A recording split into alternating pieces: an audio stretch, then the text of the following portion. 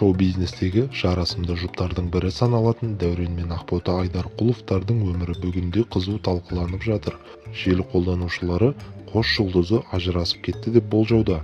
Олар өнер иелерінің бірге түскен суреттерін алып тастап, Инстаграмда бір-бірін өшіріп тастағанын байқап қойған. Жұлдызды жұптың жанкүйерлері әртістердің арақатынасында түсініксіз жайттардың орын алып жатқанын бірден сезіп қойған. Алдымен олар Ақбота Айдарқұлованың парақшасындағы соңғы жазбалары мұңға толы болып кеткенін байқайды. Артынан қос жұлдыздың Инстаграм желісінде бір-біріне жазылмағанын және ортақ фотоларын өшіріп тастағанын аңғарған.